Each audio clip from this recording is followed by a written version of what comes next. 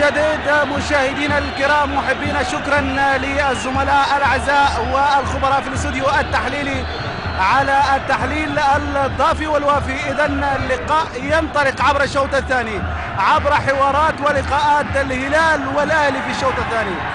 كيف ستكون القراءة؟ فرصة جودوين منذ البداية، جودوين من الاول يشعل اللقاء من الاول عبر الشوط الثاني. الاول انتهى بالتعادل، والشوط الثاني الحيطه الثانيه الى اين ستتجه؟ الهلال بقراءات ريكاردو الازرق، بقراءات ريكاردو، والاهلي مع مانويل جوزيه. اذا لاحظ البدايه كريتشي موجود على اليسار، تباطأ نوعا ما وسرعه الحضري خلصت الموقف. المباراه كيف ستكون عبر الشوط الثاني؟ الاهلي يعتمد على المرتده، فرصه تتخلص من جديد جول ولكن رايه موجوده، يعني جعل عمر بخيت والتمريره في مكان جيد ليوسف محمد. تقدم من يوسف يمرر لعلاء الدين يوسف، محاولات ويعني المساحة الموجودة لفريق الهلال في وسط ملعب. الثلث الأخير من جانب فريق النادي الأهلي موجودة كثافة عددية. فاصل مراوغة من القادرة جودوين ويتحصل على الضربة الركنية. من سيكون القادم في أوراق ريكاردو؟ يعني حسب توقع إما تورونغو أو مهند الطاهر. الكرة ملعوبة عالية مرفوعة الرأسية.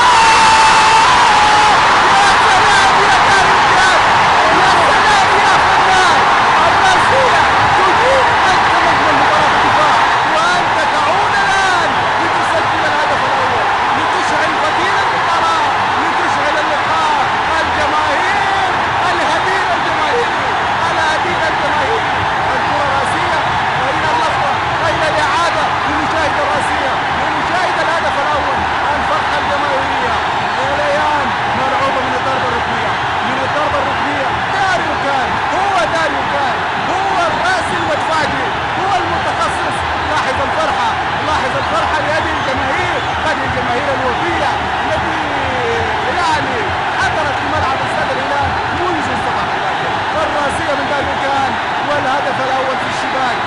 واحد من الموجة الأزرق يحول الملعب إلى قاعدة من اللهب، إلى بركان يتفجر، إلى بركان يعني يغلي. يوسف مع الكورة، وبعد استعراض على دين يوسف يلعب الكرة لهيثم مصطفى. مباراة أحلام حتى هذه الجزئية. ملعوبة لجودوين يسيطر، يعود بالكرة للخلف ومحاولة أين اتجاه الكرة؟ ملعوبة لكورونغو. فعلتها يا قربي، فعلتها يا قاطفة، فعلتها يا مدفعي، شعللتها ولعتها يا كورونغو. قلت لكم مشاهدي الكرام، هذا اللاعب قربي، هذا اللاعب مدفعي، هذا اللاعب خطير، هذا اللاعب مكين. كورونغو الشاب، كورونغو يسجل ثاني الأهداف الهلالية. مباراة في الأحلام، مباراة ولا في الأحلام لكورونغو للهلال. لاحظ هذا اللاعب عنده الحل، لاعب يخلص المباراة من نص الملعب من خارج منطقة الجزاء، لاعب مهاري، لاعب فنان. ذكرت في عديد من المباريات كورونغو لو يجد الفرصة، كورونغو لو تتاح له الفرصة لاعب مؤثر، وها هو بالفعل. تغييرك سليم يا ريكاردو، 10 على 10. برافو يا ريكاردو، برافو الهلال، برافو الجماهير الهلالية. ملعوبة أمامية. الشوط الثاني هو شوط هلالي. راسية يوسف محمد لجودوين، سيطرة، سحبة جميلة من جودوين وتمريرة أجمل باتجاه هيثم مصطفى. اللمسة ليوسف محمد، المرتدة الآن، المرتدة الهلالية. يوسف محمد إخصائي الطرف الأيمن يهيئ كرة منتهى الجمال على حدود منطقة الجزاء، ومحاولة كانت باتجاه اللاعب. تعود من جديد، لاحظ الدربكة وفرصة. ماذا تفعل يا فنان؟ ماذا تفعل يا رائع؟ مباراة للتاريخ، مباراة للتسجيل، مباراة للتدوين. كل حاضر مفكرة والكل حاضر ورقة ودفتر. يسجل الهلال الثلاثية وجودوين الثنائية، وجودوين يصل للهدف رقم 6. 3 أهداف. ماذا يفعل الهلال في هذه المباراة؟ ماذا يفعل الموج الأزرق؟ يعني يفيض أعلى من الأزرق ومن النيل الأبيض ومن جبال توتيت ومن جبل مرة ومن الأمازون ومن جبالنا في الشرق والغرب والجنوب ومن غاباتنا في الأبانوس ومن نخيلنا في الشمال، ويكون بروعة سهولنا الخضراء في الجزيرة، بروعة سهولنا الخضراء في الجزيرة تهزم البطل بثلاثية. إنذار خطير من الهلال لكل الفرق الإفريقية. 2007 هلالي. هذه هي الرسالة في فحواها وفي مضمونها وفي محتواها، لا اجتهد في تفسيرها، أقول ما أراه ولكم الحكم ولكم العتبى مشاهدي الكرام. الكورة مع جilberto يعني علقت مباراة الهلال وللمريخ وللمنتخب الوطني، وهذه المباراة ستكون في الذاكرة محفورة وبيني وبين المشاهد، والحمد لله لم أعلق مباراة للهلال وللمريخ وللمنتخب الوطني في منافسة إفريقية إلا وكان الانتصار للفرق السودانية. هذه معلومة بيني وبين المشاهد، وهي يعني الحمد لله كل مباراة أعلقها للهلال للمريخ للمنتخب الوطني في إفريقيا في الدوريات العربية يكون العنوان هو انتصار سوداني، إما للموج الأزرق إما للوهج الأحمر إما لصقور الجديان. والحمد لله الكرة ملعوبة مع عمر بخيت، يرجع للوراء لداريو كان، داريو لهيثم مصطفى. محى صوتي من هذه المباراة يعني مباراة من الطراز الرفيع من العيار الثقيل. الهلال يفعل كل شيء في كرة القدم، يمرر يهندس يتفاعل.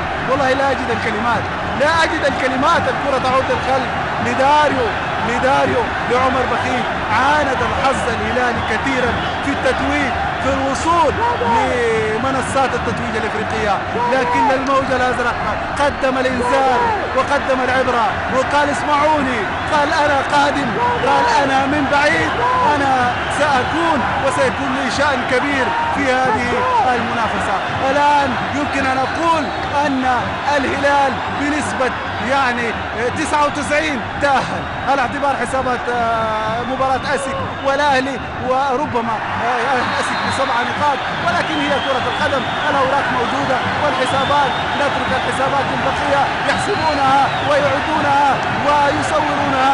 والآن في هذه المباراة يعني الحشد أمامي ويعني كاد يفصلني من الملعب، يعني الجميع واقف، الجميع على يردد، يقول الهتافات، ينشد الشعب. الهلال يكتمل بدرا في ملعب استاد الهلال، ويضيء العرضة ومدرمان والخرطوم والسودان من نمل لحلفة، من حلفة لنملي، من الجنينة إلى شرقنا الحبيب، في كسلة، في كل مكان، وفي مدن السودان، في مدن الجميلة، في ثغرنا الحبيب، وفي شمالنا الرائع، وفي جنوبنا الأروع. الهلال يوحد قلوب السودان في هذه المباراة، يقدم السهل الممتنع ويرسم بريشة فنان، يبدع ويتألق، يعمل المستحيل ويأتي من بعيد، يصفق الجميع. مساوي يمر، الكرة ملعوبة، أين هي؟ هل تكون مباراة تاريخية؟ هي تاريخية منذ الآن، ونتيجة كبيرة والهلال متفوق. الكرة ملعوبة ترجع للخلف، لمسات هلالية الآن في الصدارة. الآن الهلال يتصدر والكرة ملعوبة على اليمين. 3 أهداف، ثلاثية نارية للموج الأزرق. والوقت المضاف 3 دقائق. والله مباراة بهذا الشكل يتمناها الجمهور لا تنتهي، لا يكون هنالك وقت مضاف أو وقت آخر. مباراة في غاية الروعة، في غاية الجمال. مهما أحكي ومهما أقول من كلمات لن أوفيها حقنا. فاعذروني مشاهدي الكرام. الرمية تماس وأسامة حسني، التماس هلالي مع كورونغو يلعب. الكرة ملعوبة باتجاه جودوين فارس هذا اللقاء، يلعب الكرة ومرت منه وتحولت إلى ضربة مرمى. جوزيه يعني لو الكاميرا تأتي على جوزيه يعني الصورة تغني عن الكلام وتغني عن الحديث. الأهلي المصري لا يخسر بنتائج كبيرة، هذه حقيقة موجودة في تاريخه. فريق كبير، فريق بطل أهل القرن يتعرض لخسارة مدوية من الموج الأزرق، من الهلال الذي علا وفاض وغطى كل المساحات في هذا الملعب، ملعب الهلال، ملعب استاد الهلال. والكرة في لحظات، في دقائق أخيرة، في لحظات أخيرة، في لمحات أخيرة، رمية تماس من جانب يوسف محمد، ملعوبة باتجاه يوسف. الكرة الأمامية للفريق الهلالي، ملعوبة باتجاه كليتشي يحاول صراع مع الكرة، صراع وحوار مع الدفاع الأهلاوي. عماد النحاس، أحمد السيد، وشادي محمد تحمل عبء كبير. والآن في آخر اللحظات حمودة بشير، اللاعب الذي أبعدته الإصابة كثيرا، والخروج لهيثم مصطفى. حتى تستمعون للتحية، حتى تستمعون لهتافات هذه الجمهور. ريكاردو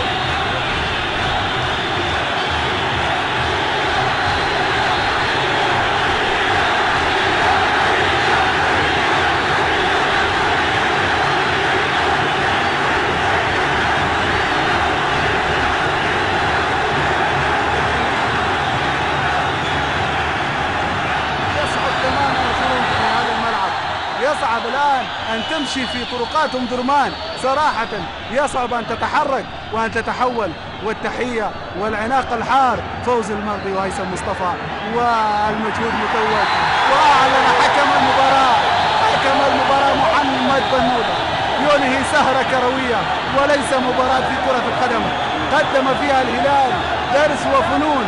تألق وأبدع ورسم بريشة فنان وبلوحة صغار، غرد كما أكبر فنان كما محمد وردي ومحمد الأمين وبقية ناس رائعين، محبين الجيدين، فنانين في السودان العظيم. الفرحة كبيرة، ولاحظ ما في داعي، والابتسامة على كل الوجوه، ما في داعي. اللقاء لقاء شقة وأحبة وإخوان، وانتصر الهلال وانتصر الموج الأزرق، والفرحة مرسومة على الجميع. كنا معكم مشاهدينا الكرام في هذا اللقاء الذي لا ينسى، في هذا اللقاء التاريخي رسم فيه الهلال الانتصار وأعلن الصدارة وأفرح الجميع.